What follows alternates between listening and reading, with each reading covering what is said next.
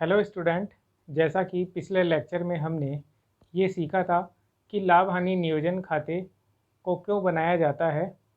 इस लाभ हानि नियोजन खाते में शुद्ध लाभ हानि जो साझेदारों को प्राप्त होती है उन्हें निश्चित अनुपात में बांटने के लिए इसका उपयोग किया जाता है। और इसमें डेबिट और क्रेडिट पक्ष में किन्हें किन्हें शामिल किया गया है वो भी हमने समझा था।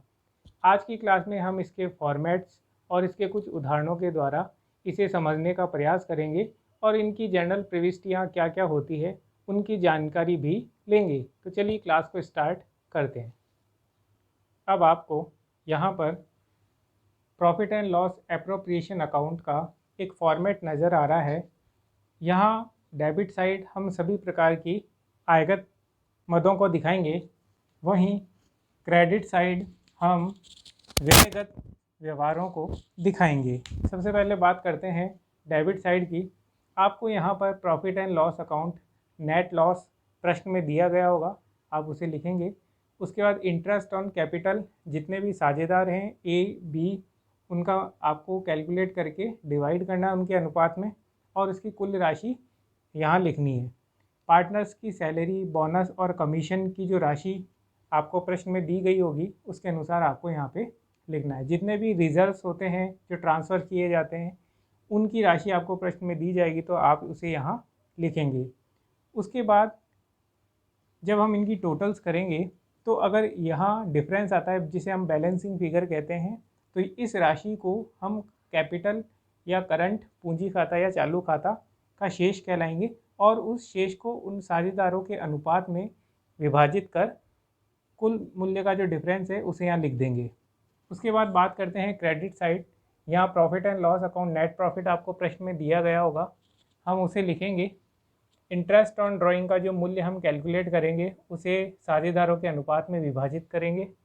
उसके बाद जो भी डिफरेंस बैलेंसिंग फिगर आएगा, अगर मान लो इसकी जगह इधर बैलेंसिंग फिगर आता है तो फिर हम उसे साझेदारों के अनुपात में इस तरफ बांट करके शेयर ऑफ लॉसेस हमारे लिए इस साइड का कहलाता है और शेयर ऑफ प्रॉफिट्स जो है वो हमारे इस तरफ का कहलाता है। तो अब हमें इस फॉर्मेट से जानकारी मिली कि लाभ हानि नियोजन खाता किस प्रकार बनाया जाता है। स्टूडेंट, आप इस फॉर्मेट को अपनी नोटबुक में उतार लीजिए। फॉर्मेट उतारने के बाद इस लाभ हानि नियोजन खाते में कुछ महत्वपूर्ण बातें लिखने से रह गई, तो उन्हें हम कुछ पॉइंट्स के द्वारा समझने की कोशिश करेंगे ताकि आपको ये लाभ हानि नियोजन खाता बनाते समय उन बातों का आपको ध्यान रखना होगा। सबसे पहले हम बात करेंगे कि यदि प्रश्न में मद के लिए पश्चात चार्ज का मतलब होता है आफ्टर चार्ज, लाभ दिए जाते हैं, तो उस स्थिति में हमें उनका लेखा profit and loss account appropriation account में नहीं करना है और वहाँ ना करके इसका लेखा हम साझेदारों के जितने भी पूंजी, कैपिटल अकाउंट और चालू खाते होते हैं वहाँ लेखा करना होता है। अगर आपको जैसे कहा जाए पश्चात, यानी कि आपने प्रॉफिट एंड लॉस अकाउंट में पश्चात चार्ज के लाभ दिए हैं तो उसका लेखा आपने पहले ही इसमें कर लिया है, इसलिए हम इसका दोबारा लेखा इसमें नहीं करेंगे। इसलिए यहाँ क्रॉस लगाया और इसका लेखा हमने साझेदारों के बीच में नहीं किया है, इसलिए हम इसे पूंजी और चालू खाते में इसका लेखा करेंगे। दूसरा पॉइंट है, कहा जाए यदि प्रश्न में मद के लिए पहले चार्ज यानी कि बिफोर चार्ज के लाभ दिए गए हैं तो उस स्थिति में उनका लेखा हमें profit and loss appropriation account, current account और कैपिटल अकाउंट तीनों में ही इसका लेखा करना होगा, क्योंकि बिफोर के चार्जेस हैं ना, तो उसका लेखा हमने पहले इसमें किया था और ना ही इनमें किया था, इसलिए तीनों ही प्रकार के खातों में हमें इसका लेखा करना पड़ेगा। तो आपको यहाँ ध्यान रखना है कि प्रश्न में अगर बिफोर दिया गया है तो आपको इन तीनों में उसकी एंट्री करनी है, और अगर आपको आफ्टर के चार्ज दिए गए हों प्रश्न में तो हमें profit and loss appropriation account में इसका लेखा नहीं करना है। बाकी ये दोनों खाते हैं इनमें इनका लेखा करना होगा। ये सभी खाते जो हैं दोनों, ये साझेदारों के खाते होते हैं। तीसरा पॉइंट है, इसमें मैनेजर कमीशन साझेदारों के ऋण पर ब्याज और व्यापार भवन का किराया, इन तीनों ही बिंदुओं को लाभ पर प्रभार यानी कि चार्ज ऑन प्रॉफिट माना जाएगा। हमेशा प्रॉफिट्स के ऊपर इन्हें चार्ज माना जाएगा, इस बात का हमें ध्यान रखना है। फोर्थ पॉइंट है, यदि लेखे स्थिर पूंजी विधि से बनाए जाएं तो पूंजी के अतिरिक्त जितनी भी मदें हमारे पास होती है उन सभी का लेखा हमें करंट अकाउंट यानी कि चालू खाता में करना होगा। तो आप इस पॉइंट को ध्यान रखें कि यदि स्थिर पूंजी विधि से हमारे प्रश्न में खाते बनाए जाते हों तो हमें केवल पूंजी के अतिरिक्त, पूंजी को छोड़ करके जितनी भी हमारी मदें हैं उन सब का लेखा हमें करंट अकाउंट के अंदर करना है। इस चीज़ का हमें ध्यान रखना होगा। अब हम बात करेंगे कि कुछ महत्वपूर्ण प्रविष्टियाँ जो लाभ हानि नियोजन खाते बनाने के बाद हमें ज़रूरत पड़ती है, तो उन प्रविष्टियों को भी हम बना लेते हैं। सबसे पहले हम देखते हैं कि पूंजी पर ब्याज देने पर, जब साझेदारों को पूंजी पर ब्याज दिया जाता है तो उसमें हम एंट्री करेंगे कि interest on capital account debit to partners capital. यहाँ उसका नरेशन है being interest allowed on capital, हमें ये प्रविष्टि करनी होगी। दूसरा, इसी पूंजी पर ब्याज को जब हम profit and loss account appropriation account में हस्तांतरित करते हैं तो उस समय हमारी जो प्रविष्टि होगी वह होगी profit and loss appropriation account debit to interest on capital account. यानी सबसे पहले हम पूंजी पर ब्याज को अलाउड करेंगे और फिर उसे ट्रांसफ़र करेंगे कहाँ पे, profit and loss appropriation account के अंदर हम उसे ट्रांसफ़र करेंगे।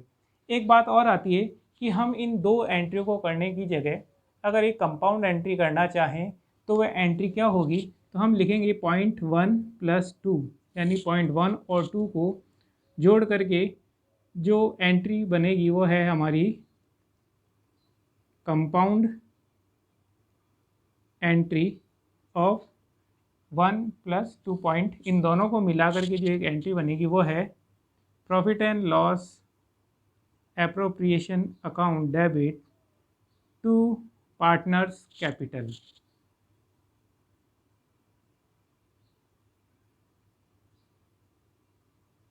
इन दो प्रविष्टियों को मिला करके हम एक मिश्रित प्रविष्टि बना सकते हैं, वो प्रविष्टि होगी और जो टोटल मूल्य आएगा वो हम यहाँ पे इसका लिख देंगे। नरेशन जो है वह होगा हमारे लिए being interest on capital allowed, being interest on capital allowed P&L appropriation account. तो हम इस तरीके से भी इन दोनों प्रविष्टियों को मिलाकर के भी लिख सकते हैं और अलग अलग भी लिख सकते हैं। अब हम बात करेंगे आहरण पर ब्याज देने पर। Partners capital account debit to interest on drawings account being interest on drawing transferred to capital account. यानी जब भी आहरण होता है, साझेदारों द्वारा जो आहरण किया जाता है उस पर अगर ब्याज लगाया जाए तो उस समय हमें ये प्रविष्टि करनी है। उसके बाद इस आहरण पर चार्ज किए गए ब्याज को profit and loss account appropriation account में ट्रांसफर्ड करने पर हमें जो प्रविष्टि करनी होगी वह होगी interest on drawing account debit to P&L account appropriation account being transferred to of interest on drawing to P&L accounts.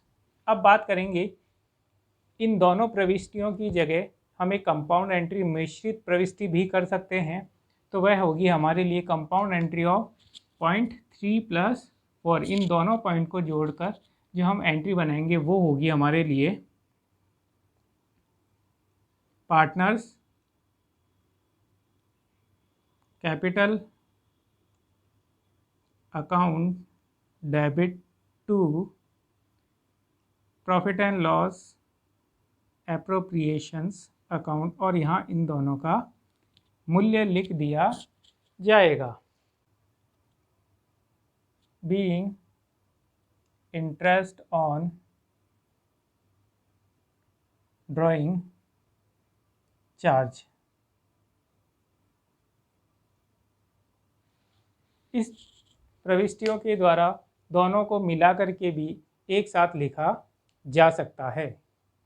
अब हम देखेंगे साझेदारों को यदि वेतन, बोनस या कमीशन दिया जाता है तो उसकी प्रविष्टि क्या होगी। तो हम लिखेंगे पार्टनर्स सैलरी अकाउंट डेबिट या पार्टनर्स बोनस अकाउंट डेबिट या फिर partners commission account debit to partners capital account. यहाँ इनके मूल्य और उस मूल्य की राशि से उसे लिख दिया जाएगा।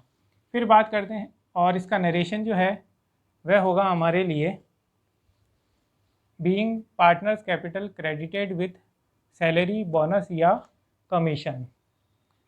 अब बात करते हैं जो हमने वेतन, बोनस और कमीशन यहाँ दिया था, उसी वेतन, बोनस और कमीशन को लाभ हानि नियोजन खाते में ट्रांसफ़र कैसे किया जाएगा। तो उसकी प्रविष्टि है profit and loss account appropriation account debit to partner salary, bonus और commissions being transferred of salary, bonus, commission to profit and loss appropriation account. अब बात करते हैं संचय खाते में हस्तांतरण के लिए। बहुत सी बार हमारे रिजर्व्स फंड होते हैं तो उन्हें भी हमें इस खाते में ट्रांसफ़र करना होता है साझेदारों के। तो हम यहाँ देखेंगे profit and loss appropriation account to reserve या रिजर्व फंड्स अकाउंट। इस प्रकार से हम इसकी प्रविष्टि करेंगे। अब बात करते हैं यदि हमें कुल शुद्ध लाभ होता है तो उसे बांटने के लिए हमें profit and loss appropriation account debit to partners capital में बांट दिया जाएगा। हमने फॉर्मेट में भी देखा था, बैलेंसिंग डिफरेंस में अगर शेयर ऑफ प्रॉफिट होता है तो हमें उसे यहाँ पे बांटना होगा, और हमें शेयर ऑफ लॉसेज होता है तो शुद्ध हानि होने की स्थिति में हमें partners capital account debit to P&L appropriation account के अंदर उसे लिखना होगा। एक खास बात ध्यान रखना प्रश्न में आती है कि यदि प्रश्न में सभी साझेदारों के पूंजी खाते स्थिर विधि से रखे जाएं, तो आपको यह ध्यान रखना है कि यदि प्रश्न में साझेदारों के पूंजी खाते स्थिर विधि से दिए गए हों तो हमें साझेदारों के पूंजी खातों के स्थान पर, यानी अगर ये पूंजी खाते स्थिर विधि से हों तो हमें साझेदारों के पूंजी खाते के स्थान पर किसका उपयोग करना होगा? चालू खाते का उपयोग करना होगा। हमें करंट अकाउंट्स का उपयोग करना होगा। इस बात का हमें यहाँ पे ध्यान देना है। आज की क्लास में बस इतना ही। धन्यवाद।